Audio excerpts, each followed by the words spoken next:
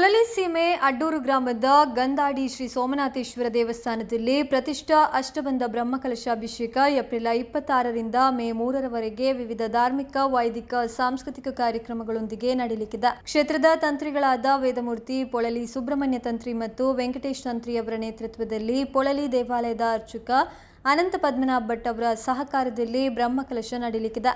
April 26ರಂದು ಮಧ್ಯಾಹ್ನ 3 ಗಂಟೆಗೆ ಹೊರೆಕಾಣಿಕೆ ಮೆರವಣಿಗೆ ಪೊಳಲಿ ರಾಜರಾಜೇಶ್ವರಿ ದೇವಸ್ಥಾನ ಹಾಗೂ ನೂಯಿಂದ ಹೊರಟು ಅಡ್ಡೂರಿನಲ್ಲಿ ಸಮಾವೇಶಗೊಂಡು ಕ್ಷೇತ್ರಕ್ಕೆ ಆಗಮಿಸಲಿದೆ ಎಂದು ದೇವಸ್ಥಾನದ ಜೀರ್ಣೋದ್ಧಾರ ಸಮಿತಿ ಅಧ್ಯಕ್ಷ ರವಿಶಂಕರ್ ರಾವ್ ನೂಯಿ ಗುರುವಾರ ಸುದ್ದಿಗೋಷ್ಠಿಯಲ್ಲಿ ತಿಳಿಸಿದರು. ಬ್ರಹ್ಮಕಲಶೋತ್ಸವ ಸಮಿತಿ ಅಧ್ಯಕ್ಷ ಸೂರಜ್ ಶೆಟ್ಟಿ ಅಡ್ಡೂರುಗುತ್ತು ಮಾತನಾಡಿ, ಏಪ್ರಿಲ್ 29ರಂದು ಬೆಳಿಗ್ಗೆ 6ರಿಂದ ಪುಣ್ಯಹ ಗಣಪತಿ ಹೋಮ, ಪ್ರಸಾದ ಶುದ್ಧಿ, ಪ್ರತಿಷ್ಠೆ ಹಾಗೆಯೇ ಬೆಳಿಗ್ಗೆ 10:27ರ ಮಿಥುನ ಲಗ್ನ ಮುಹೂರ್ತದಲ್ಲಿ ಶ್ರೀ ಸೋಮನಾಥೇಶ್ವರ ದೇವರ ಪ್ರತಿಷ್ಠೆ, ಜೀವ ಕಲಶಾಭಿಷೇಕ, ಪ್ರತಿಷ್ಠಾ ಪೂಜೆ, ಗಣಪತಿ ದೇವರ ಪ್ರತಿಷ್ಠೆ, ಪ್ರತಿಷ್ಠಾ ಪೂಜೆ, ಪ್ರತಿಷ್ಠಾ ಬಲಿ ನಡೆಯಲಿದೆ. ಇನ್ನು ಮೇ 2ರಂದು ಪುಣ್ಯಹ ಗಣಪತಿ ಹೋಮ, ಕವಟೋದ್ಘಾಟನೆ, ತೈಲಾಭಿಷೇಕ, ಪರಿಕಲಶಾಭಿಷೇಕ, ಬೆಳಿಗ್ಗೆ 8:40ಕ್ಕೆ ವೃಷಭ ಲಗ್ನ ಮುಹೂರ್ತದಲ್ಲಿ ಶ್ರೀ ಸೋಮನಾಥ ದೇವರಿಗೆ ಬ್ರಹ್ಮ ಕಲಶಾಭಿಷೇಕ, ಗಣಪತಿ ದೇವರಿಗೆ ಕಲಶಾಭಿಷೇಕ ನಡೆಯಲಿದೆ. ರಾತ್ರಿ 7:30 ಗಂಟೆಗೆ ರಂಗಪೂಜೆ, ಮೇ 3ರಂದು ಬೆಳಿಗ್ಗೆ 7ರಿಂದ ಪುಣ್ಯಹ ಗಣಪತಿ ಹೋಮ, ಶ್ರೀ ದೇವರಿಗೆ ಕಲಶಾಭಿಷೇಕ ಹಾಗೆಯೇ ಮಧ್ಯಾಹ್ನ 12 ಗಂಟೆಗೆ ಮಹಾಪೂಜೆ, ರಾತ್ರಿ 7ರಿಂದ ಜಾಲಂದಾಯ ಮತ್ತು ಧೂಮಾವತಿ ದೈವಗಳ ನೇಮ ನಡೆಯಲಿದೆ. ದೇವಸ್ಥಾನದ ವ್ಯವಸ್ಥಾಪನಾ ಸಮಿತಿ ಅಧ್ಯಕ್ಷ ರಂಗನಾಥ್ ಭಟ್ ಗಂದಾಡಿ, ಗೌರವಾಧ್ಯಕ್ಷ ನೂಯಿ ಬಾಲಕೃಷ್ಣರಾವ್, ಪ್ರಮುಖರಾದ ಚಂದ್ರಹಾಸ, ಸದಾಶಿವ ಉಪಸ್ಥಿತರಿದ್ದರು.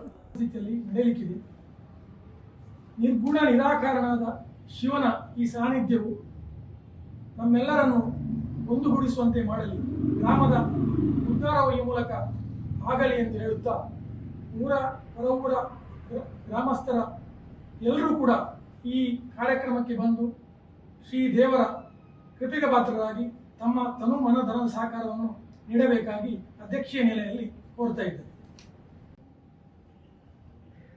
ಎಲ್ಲ ಮಾಧ್ಯಮ ಮಿತ್ರರಿಗೂ ನಮಸ್ಕಾರ. ದಕ್ಷಿಣ ಕನ್ನಡದ ಮಂಗಳೂರು ತಾಲೂಕು ಸಾವಿರ ಸೀಮೆ ಒಡತಿ ಪೊಳಲಿ ಶ್ರೀ ರಾಜರಾಜೇಶ್ವರಿ ಈ ದೇವಸ್ಥಾನಕ್ಕೆ 11 ಏಕಾದಶ ರುದ್ರರು, 11 ದೇವಸ್ಥಾನಗಳು, ಶಿವಾಲಯಗಳು ಇವೆ. ಈ 11 ದೇವಸ್ಥಾನದಲ್ಲಿ ಗಂದಾಡಿ ಅಡ್ಡೂರು ಗ್ರಾಮದ ಗಂದಾಡಿ ಸೋಮನಾಥೇಶ್ವರ ದೇವಸ್ಥಾನವು ಒಂದು ಪ್ರಧಾನವಾಗಿರುವ ದೇವಸ್ಥಾನ. ಸುಮಾರು 1000 ವರ್ಷ ಇತಿಹಾಸ ಇರುವ ದೇವಸ್ಥಾನ. ಚೌಟರ ಅರಸರ ಕಾಲದಲ್ಲಿ 400 ವರ್ಷಗಳ ಕಾಲ ಬಹಳ ವಿಜೃಂಭಣೆ ವೈಭವದಿಂದ ಮೆರೆಯುತ್ತಿದ್ದ ಗಂದಾಡಿ ಶ್ರೀ ಸೋಮನಾಥೇಶ್ವರ ದೇವಸ್ಥಾನವು ಕಾಲನ ಕೋಪಕ್ಕೆ ಸಿಲುಕಿ ಪಾಳು ಬಿದ್ದು ಅಜೀರ್ಣವಾಗಿ ಹೋಗಿದೆ. ಇದನ್ನು ಅಭಿವೃದ್ಧಿ ಮಾಡಬೇಕು, ಈ ಪುಣ್ಯ ಕ್ಷೇತ್ರವನ್ನು ಬೆಳಗಿಸಬೇಕು ಅಂತ ಹಿರಿಯರೆಲ್ಲ ಮುಂದೆ ಬಂದರು.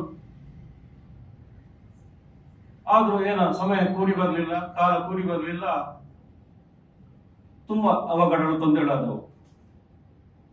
ನಂತರ ಪ್ರಶ್ನಾ ಮಾರ್ಗವಾಗಿ ಈ ಕ್ಷೇತ್ರವನ್ನು ಬೆಳಗಿಸಬೇಕು,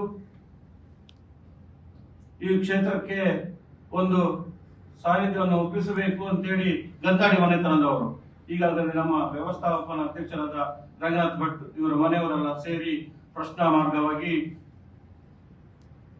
ಹಿರಿಯರಿಂದ ಆಶೀರ್ವಾದ ತೆಗೆದುಕೊಂಡು ಮುಂದುವರಿದರು.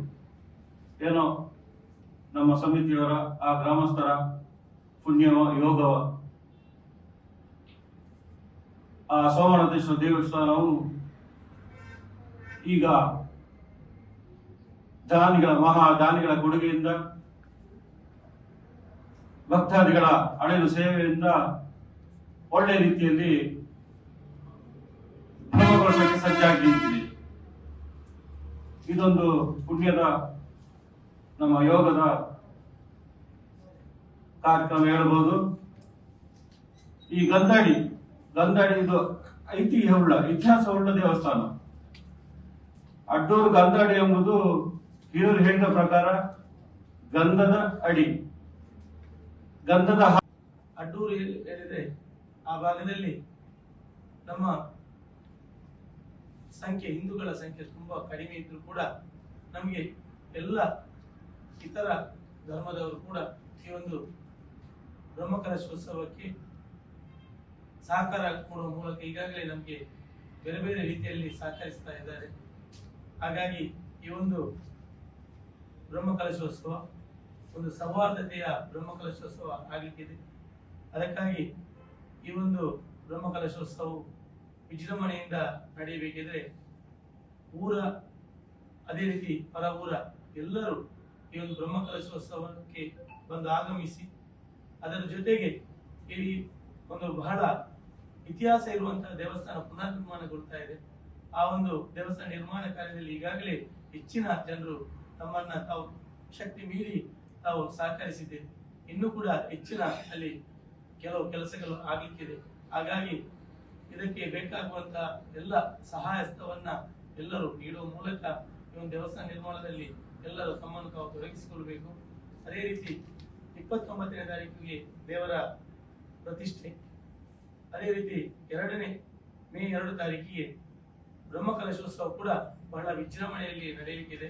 ಹಾಗಾಗಿ ಎಲ್ಲ ಪೂರ್ವ ಸಿದ್ಧತೆಗಳು ಈಗಾಗಲೇ ಪೂರ್ಣಗೊಂಡಿದೆ. ಇನ್ನು ಈಗ ಬ್ರಹ್ಮಕಲಶೋತ್ಸವದ ಕಾರ್ಯಕ್ರಮಗಳ